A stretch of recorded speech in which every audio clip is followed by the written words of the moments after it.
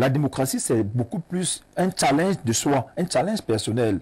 C'est beaucoup plus ce qu'on appelle dans l'échelle de Maslow, le processus de la réalisation de soi et de l'actualisation de soi. C'est-à-dire, ne fait pas la politique qui veut, mais qui a les moyens. Et qui est un peu, qui a les moyens et qui veut rêver, qui veut s'auto-challenger. Ce n'est pas d'abord le challenge de l'autre, c'est d'abord son propre challenge à soi. C'est ce que Macron a fait et c'est ce que Joe Biden est en train de faire. Joe Biden abandonne le pouvoir. Un grand contraste avec nos dirigeants africains qui semblent boire à la fontaine des jouvences pour revivre une seconde jeunesse à chaque mandat présidentiel. Affaibli par le temps et les épreuves, le 46e président des États-Unis, abandonné par les ténors démocrates, se retire du champ de bataille politique. Ses souvenirs vacillants le plongeaient dans un labyrinthe où le jour se confondait avec la nuit, le forçant à quitter l'arène alors que ses remplaçants de luxe peinent à s'échauffer sur le banc face à un adversaire redoutablement préparé, Donald Trump, l'incandescent. Je pense que Joe Biden a royalement balisé le chemin qui va conduire Donald Trump à la Maison-Blanche pour un deuxième mandat. Parce que s'il avait été stratège et compréhensif, il aurait fait depuis au moins un an que Mme Kamala allait prendre des dispositions pour se déployer. Les États-Unis, on prend au moins 2 ans pour battre campagne. Et Trump est sur le terrain depuis près de 2 ans. Et là, vraiment, ajouté à cela, la balle qui a effleuré son oreille dernièrement, je le trouve déjà gagnant totalement. C'est vrai que parlant de cette fameuse balle, oui. Il y a aussi une grosse polémique entre ceux qui parlent de vraies attaques et d'autres qui parlent d'une affaire bien arrangée, justement pour les besoins de campagne. Est-ce qu'on joue avec une balle? Quand la balle vient comme ça, là, si ça ratait l'oreille, ça allait prendre où? Ça allait prendre le front? Non, non, c'est pas des amusements. Le retrait de Joe Biden résonne comme un cataclysme démocratique pour nos dirigeants africains, alors que le président américain laisse le pouvoir en Afrique. Nos dirigeants semblent accrochés à leur trône, rocher immuable au bord de l'océan tumultueux de la politique. Joe Biden, faut d'abord reconnaître que son geste arrive trop tard. Depuis qu'il trébuche, depuis qu'il tombe, depuis qu'il s'écroule, depuis qu'il confond les gens, depuis qu'il n'arrive même plus à se souvenir de certains détails dans ses discours et autres. Vous avez vu le président Biden qui demandait à M. Zelensky, en parlant de M. Poutine, je vous passe la parole. Il voulait donner la parole à M. Zelensky, le président ukrainien, et il dit à Mondo Vision la semaine passée, M. Poutine, je vous passe la parole. Après, il se dit, ok. Incroyable. Il revient et dit, monsieur le président ukrainien Zelensky, je vous passe la parole. Sorry. Donc, c'est une image. Ça devient comme de la comédie, là. Non, c'est la vieillesse. C'est la vieillesse. À 81 ans, Biden était déjà considéré comme un vénérable patriarche politique. Mais à côté du président camerounais Paul Biya et ses 91 printemps officiels, par exemple, il paraissait presque juvénile. Des chiffres qui révèlent une réalité troublante. L'âge avancé de ces dirigeants met en doute leur capacité à gouverner avec vigueur et clairvoyance dans un monde en perpétuelle mutation. C'est par moments des symptômes, oui. ou des indices que quelqu'un est vieux. Quand quelqu'un atteint un certain âge. Mais vous avez beaucoup de vieux au Cameroun aussi. D'ailleurs, il n'y a que les vieux qui nous gouvernent. Ah bon? Donc, nous, on est un pays chanceux parce que notre président, lui, ne confond pas encore les gens. Il est encore en place et il travaille avec des gens à qui il fait confiance, mais qui ne nous arrangent pas et qui mettent le Cameroun en danger et en difficulté.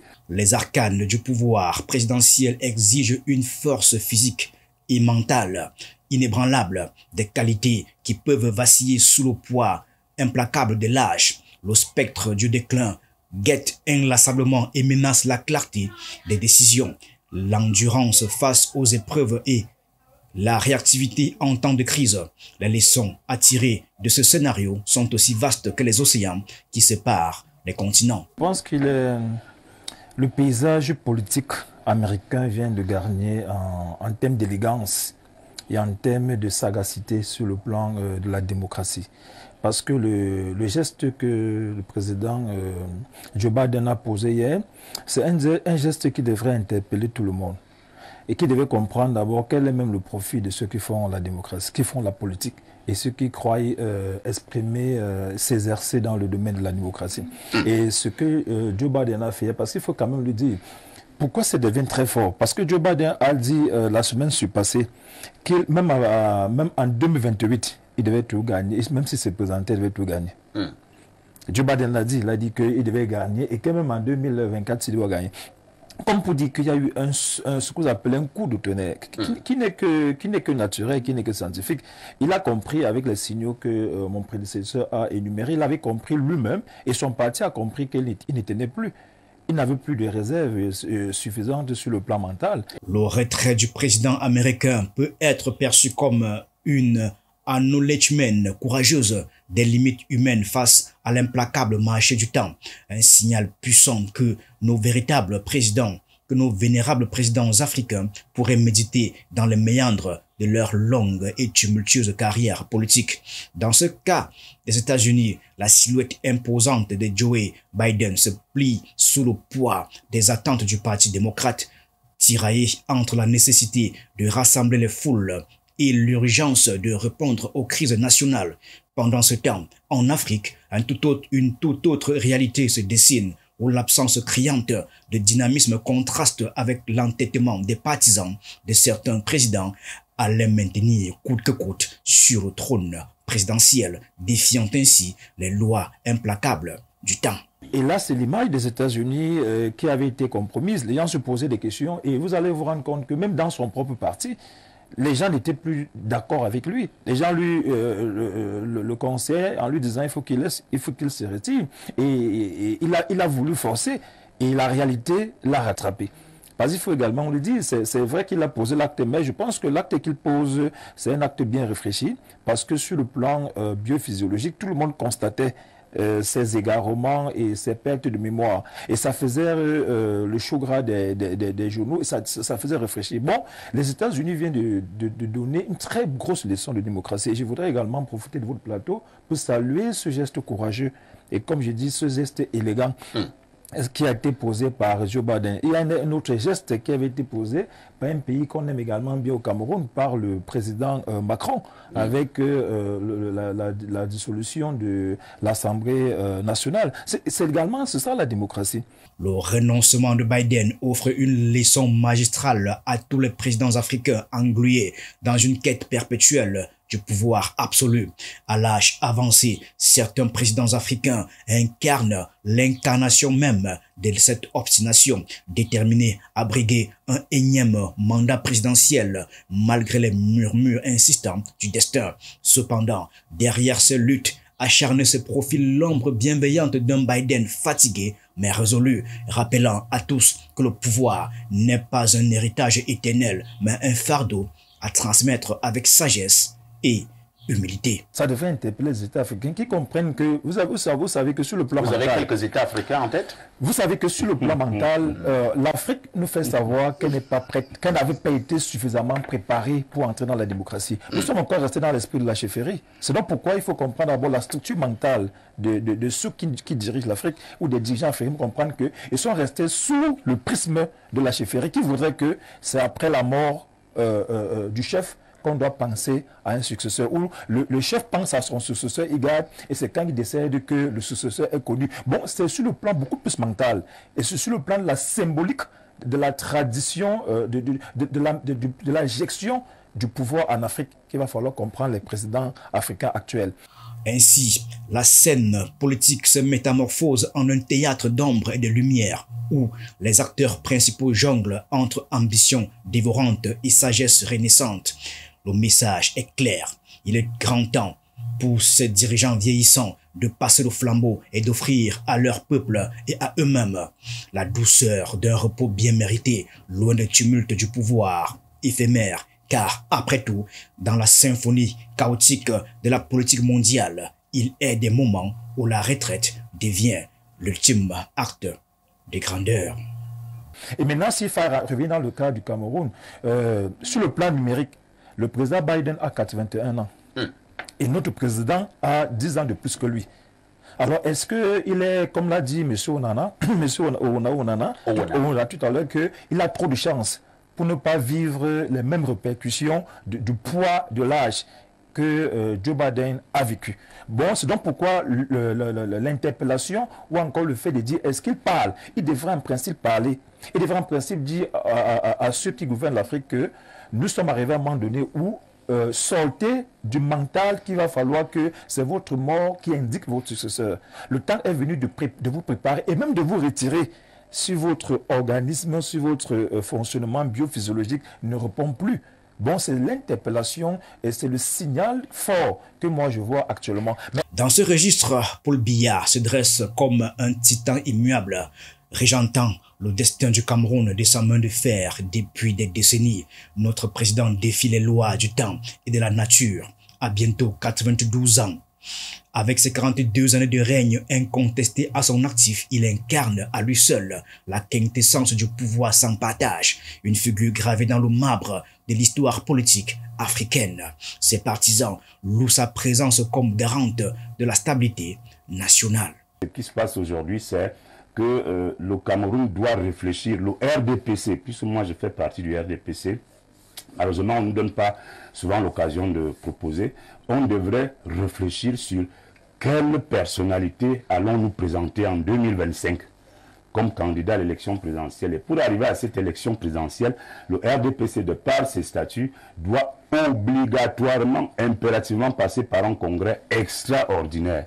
C'est le congrès extraordinaire qui va entériner, investir le candidat qui devra porter les couleurs de notre parti. S'il n'y a pas le congrès, vous connaissez qui sera candidat? Non, il faut absolument un congrès. Il y aura un congrès extraordinaire. Mais derrière chaque homme se cachent des légions d'autres prêts à relever le flambeau et à insuffler un vent nouveau dans les voiles de la nation. Le Cameroun regorge en effet de talents politiques aussi divers que prometteurs, prêts à transcender les clivages politiques pour œuvrer ensemble vers un avenir plus radieux. Car au-delà du faste présidentiel et des eaux et des ors du pouvoir, il existe une vie foisonnante où l'innovation, la collaboration et le renouveau peuvent ouvrir des horizons insoupçonnés.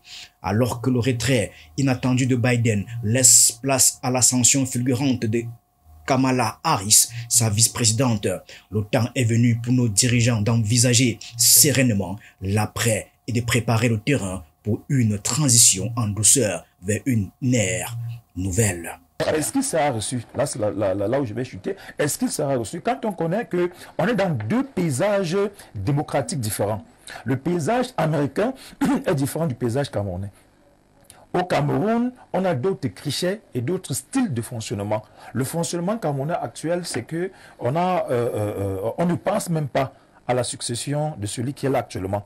Ça veut donc dire qu'on est resté dans la mentalisation de la chefferie. Vous savez, à la chefferie, justement, on ne parle pas de succession quand le chef est encore vivant. Très bien, c'est donc pourquoi cette mentalité-là est restée constante. Et c'est pourquoi il ne faudra même pas qu'on en parle. En tant qu'Africain. De toutes les façons, pour parler du président camerounais, le président Paul Biya, il a répondant à une question de journaliste, il a dit que le moment venu, on saura s'il est à nouveau candidat ou alors s'il va au village. Oui, donc nous ne perdons rien à temps. C'était une réponse un peu attentatoire parce que quand vous savez un peu la dimension de l'humour du président Paul Biya, quand vous essayez de l'écouter, il aime parfois rechallenger par l'humour. Mais également, c'était également, sur le plan de l'interprétation, c'était une très très mauvaise déclaration. Pourquoi? Parce que quand il dit qu'il va attendre 2, 3 ou 4 ans pour prendre la décision d'aller au village ou de continuer, ça veut donc dire quoi? Il fait peut-être jaillir dans l'esprit des gens que ce ne sont pas les élections qui décident de ce qu'il va continuer ou pas. Alors que Joe Biden choisit de se retirer du jeu politique pour préserver son héritage et éviter les écueils d'une défaite cuisante ou d'un mandat entaché par les doutes sur sa santé, le regard se tourne inévitablement vers l'Afrique pour nos gouvernants, dont le règne s'étend comme l'ombre d'un géant sur le continent. La question de l'héritage transcende les contingences du pouvoir immédiat. Un départ volontaire et une transition pacifique du pouvoir pourraient métamorphoser leur legs historique, les hissant au rang des bâtisseurs de démocratie plutôt qu'aux fossoyeurs de l'alternance. Dans un ballet politique où chaque pas compte, la danse de nos dirigeants avec le destin pourrait redessiner les contours de leur postérité entre ombre éternelle et lumière nouvelle. Candidat, il y avait eu un congrès. Non, c'est pour ça que je parle du bureau politique. Le dernier congrès. Voilà pourquoi je vous ai dit que qu'il y ait congrès ou pas. Si le président Paul Biya lui va être candidat, lui sera candidat. Non, ça ne se passe pas comme ça, papa. Ici. Voilà pourquoi je pose la question. En 2018, oui, est-ce qu'il y avait eu un congrès? Il y a eu une réunion du bureau politique. C'est ça un congrès? Non, le bureau politique est la deuxième instance du parti après le congrès.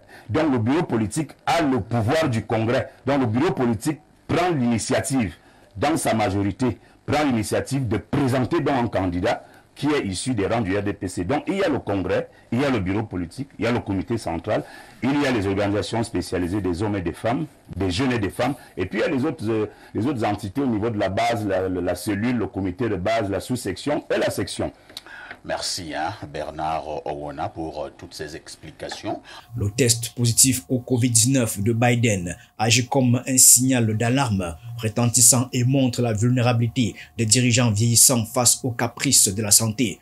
Pour nos dirigeants, dont les apparitions publiques se font rares et mystérieuses, telles des apparitions fantomatiques, cette situation hypothétique semble être un rappel impérieux sur l'impératif de prendre soin de soi-même avant toute autre considération, même au prix de renoncer au pouvoir suprême. Ainsi résonne le défi lancé aux présidents africains. Sauront-ils embrasser la sagesse de l'âge et suivre cet exemple éclairé pour préparer leur pays à un avenir radieux? Ou céderont-ils à l'appel tentateur du pouvoir absolu, condamnant ainsi leur pays à errer dans les méandres d'un passé figé? Aux portes de la destinée se joue le dernier acte d'une saga politique où se mêlent ambition démesurée et héritage immortel.